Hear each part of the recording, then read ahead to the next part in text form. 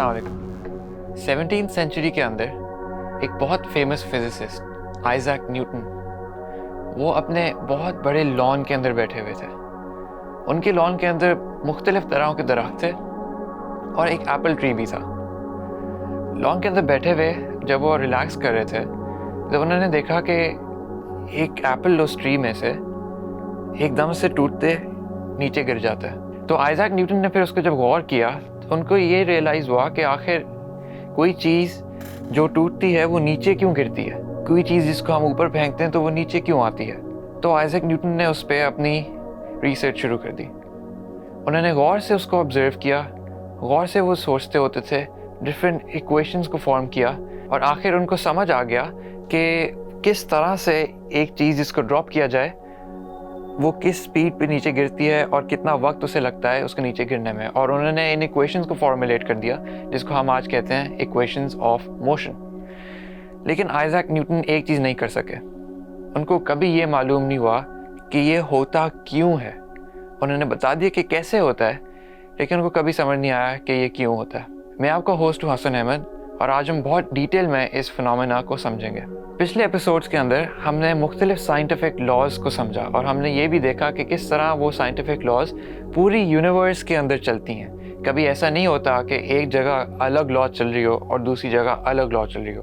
कभी ये भी नहीं हो सकता कि एक जगह एक लॉ अगर वैलिड है तो दूसरी जगह इनवैलिड होगी। नहीं, अगर एक लॉ एक जगह सही होती है तो वो पूरी यूनिवर्स में वैसी ही पाई जाती है। उनमें से एक लॉ थी the law of universal gravitation. Isaac Newton ने ये चीज़ ऑब्जर्व की कि ग्रेविटी सिर्फ इस दुनिया में नहीं है, बल्कि उन्होंने ये भी देखा कि ये तो सोलर सिस्टम की हर बड़ी बॉडी के अंदर पाई जाती है। लेकिन साथ में उन्होंने ये भी बताया कि ग्रेविटी सिर्फ बड़ी चीज़ों में पाई नहीं जाती, मैसिव चीज़ों में पाई नहीं जाती, छोटी मोटी चीज़ों में भी ग्रेविटी पाई जाती है।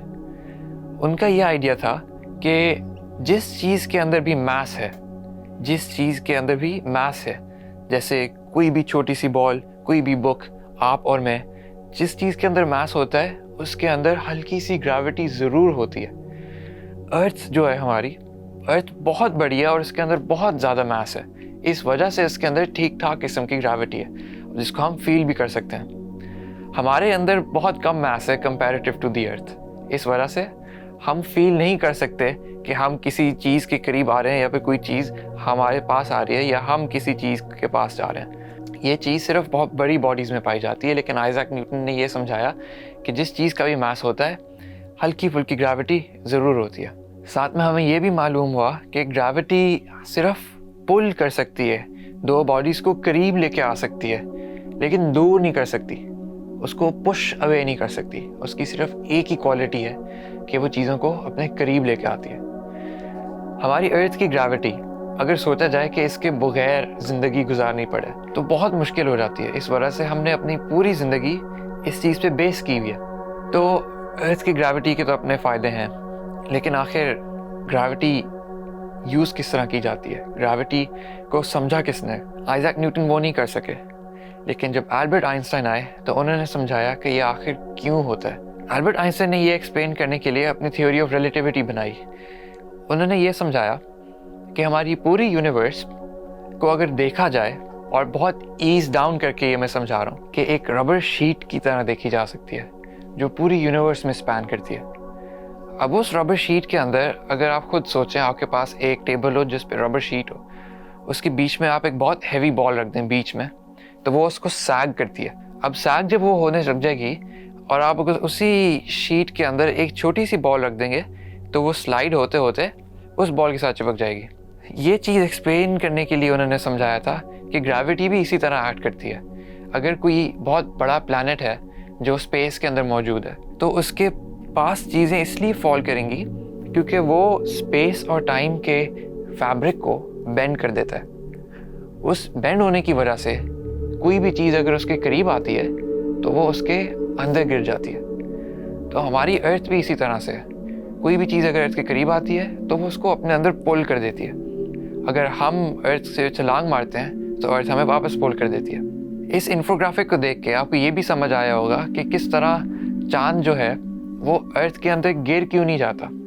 सोचने की बात है कि अगर अर्थ हर चीज़ को पुल ही कर रही है तो आखिर चांद हमारे अंदर क्यों नहीं गिर जाता, या अगर कोई रॉकेट हमारे इर्द गिर्द घूम रही है वो अंदर क्यों नहीं गिर जाती। ये ऑब्वियसली आपको इस इन्फोग्राफिक ने एक्सप्लेन कर दिया होगा। आइडिया सिर्फ ये होता है कि अगर कोई चीज़ एक चीज़ के इर्द गिर्द स्पिन कर रही हो तो वो अंदर नहीं गिर सकती, क्योंकि उस स्पिनिंग की वजह से एक फोर्स लग जाता है बाहर की तरफ, और जो फोर्स अर्थ का है जो उसको पुल कर रहा होता है वो दोनों इक्वल हो जाते हैं। इस वजह से वो चांद ना तो बाहर चला जाता है ना तो अर्थ के अंदर गिर जाता है, तो वो अपने ही ऑर्बिट पे घूमता रहता है और कभी भी ऊपर या नीचे नहीं आता। यही फिनोमेना इंटरनेशनल स्पेस स्टेशन में भी देखा जाता है और हबल स्पेस टेलीस्कोप में भी देखा जाता है कि वो अर्थ के इर्द गिर्द बहुत आराम से स्पिन कर लेते हैं, लेकिन उनको अर्थ खींचता नहीं है। अगर कैलकुलेशंस की जाएं तो जहाँ पे हबल स्पेस टेलीस्कोप मौजूद है और जहाँ पे स्पेस स्टेशन मौजूद है वहाँ पे तकरीबन इतनी ही ग्रेविटी मौजूद है जितनी ज़मीन पे होती है, लेकिन जिस तरह मैंने एक्सप्लेन किया उसके बावजूद भी वो ज़मीन पे नहीं गिर जाते, वो स्पिन करते रहते हैं, क्योंकि स्पिनिंग की वजह से जो बाहर की तरफ फोर्स हो रहा होता है वही फोर्स अंदर की तरफ लग रहा होता है। ये जो मैं फोर्स की बात कर रहा हूँ जो बाहर की तरफ लग रहा होता है, ये आपने भी कभी देखा होगा। अगर आप किसी गाड़ी के अंदर बैठे होते हैं जो एक रोड के एक राउंड अबाउट पे बहुत ज़ोर से टर्न ले, तो आप थोड़ा सा एक तरफ हो जाते हैं। जिस तरफ टर्न ले रहे होते हैं उसकी दूसरी तरफ आपको फोर्स लग रहा होता है। जैसे अगर आपने ये भी देख सकते हैं कि अगर आपने एक पत्थर लिया और उस पर एक रस्सी बांध ली और आप उसको हर्ल कर रहे हैं हवा के अंदर, तो आपके हाथ पे एक फोर्स मौजूद होता है, क्योंकि वो पत्थर बाहर की तरफ पुल कर रहा होता है। यही फिनोमेना इन चीज़ों में यूज़ होता है, और इसी वजह से हमारी अर्थ सूरज के इर्द गिर्द भी घूमती है और सूरज के अंदर नहीं गिर जाती और ना तो सूरज से दूर चली जाती है। और इसी फिनोमेना की वजह से सारे प्लैनेट सूरज को ऑर्बिट करते हैं, और बेशक वो जितना मर्जी दूर हो ग्रेविटी किसी ना किसी तरह वहाँ तक पहुँच जाती है। बल्कि इंटरेस्टिंग फैक्ट ये है कि अर्थ की ग्रेविटी की कोई रेंज नहीं है, वो पूरी यूनिवर्स तक स्पैन करती है, लेकिन आहिस्ता आहिस्ता वीक होती रहती है। जिस तरह यहाँ पे अगर अर्थ है तो जो स्पेस में जितनी ग्रेविटी होगी उतनी अर्थ की ग्रेविटी बहुत दूर नहीं पाई जाएगी, और उतनी अर्थ की ग्रेविटी सोलर सिस्टम के एंड तक नहीं पाई जाएगी। ग्रेविटी आहिस्ता आहिस्ता वीक होती रहती है। हमारी सूरज की ग्रेविटी बहुत तेज़ है, इस वजह से उसकी बहुत दूर तक स्पैन करती है, लेकिन आखिर वो भी वीक हो जाती है। ग्रेविटी की ही वजह से हमारी कहकशां अभी मौजूद है, उसी की वजह से हमारी कहकशां आपस में स्पिन करती है, उसी की वजह से ये सारी चीज़ें होल में रहती हैं और स्पेस के अंदर केओस नहीं है। अगर ग्रेविटी ना होती तो हर प्लैनेट कहीं ना कहीं घूमना शुरू हो जाता और बहुत ज़्यादा कोलिजन्स होना शुरू हो जाते और बहुत ज़्यादा एक्सप्लोजन होना शुरू हो जाते। लेकिन ये एक फ़ायदा है ग्रेविटी का कि वो हर चीज़ को ग्रुप्स में रखती है, एक झुरमुट में रखती है।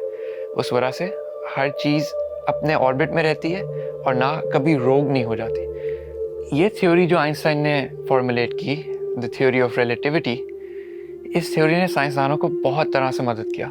फर्स्ट ऑफ ऑल ये वो पहली थ्योरी थी जिसने ये एक्सप्लेन किया कि ग्रेविटी होती किस तरह है, और हमने तो एक बहुत सिंपल तरीके से उसको एक्सप्लेन किया कि हमने एक 2 डायमेंशनल में एक रबर शीट को समझा। इसी तरह से अगर उसको 3 डायमेंशंस में ले जाएं, इस तरह हमारी यूनिवर्स के अंदर ग्रेविटी चलती है। लेकिन ऑब्वियसली हम इसको सोच नहीं सकते, हम सिर्फ 2 डायमेंशंस में उसको विजुलाइज कर सकते हैं। 3 डायमेंशन में विजुलाइज करना एक बहुत मुश्किल काम है और वो हम एक्सप्लेन नहीं करेंगे आखिर। लेकिन ये आइंस्टाइन की थ्योरी ने बहुत और तरह की रिसर्चेस को भी बहुत फ़ायदा दिया। ग्रेविटी ने बहुत सी ऐसी चीज़ें भी हमारे लिए की जो हम इर्द गिर्द देखते हैं। जैसे अगर ग्रेविटी ना मौजूद होती तो स्टार्स भी ना मौजूद होते, अगर स्टार्स ना मौजूद होते तो हमारी दुनिया भी ना मौजूद होती। और आगे करते करते हमें ये मालूम होता है साइंसदानों को कि ग्रेविटी वो फंडामेंटल बिल्डिंग ब्लॉक है इस यूनिवर्स का, जिसके बगैर कोई चीज़ एग्जिस्ट नहीं कर सकती। एक चीज़ जो ग्रेविटी ने फॉर्मुलेट की वो है स्टार्स। और स्टार्स किस तरह बने, किस तरह ग्रेविटी ने उनको शुरू किया, उसको हम बहुत डिटेल के अंदर अगली एपिसोड के अंदर एक्सप्लेन करेंगे। तो हमारे साथ रहिएगा। बहुत शुक्रिया।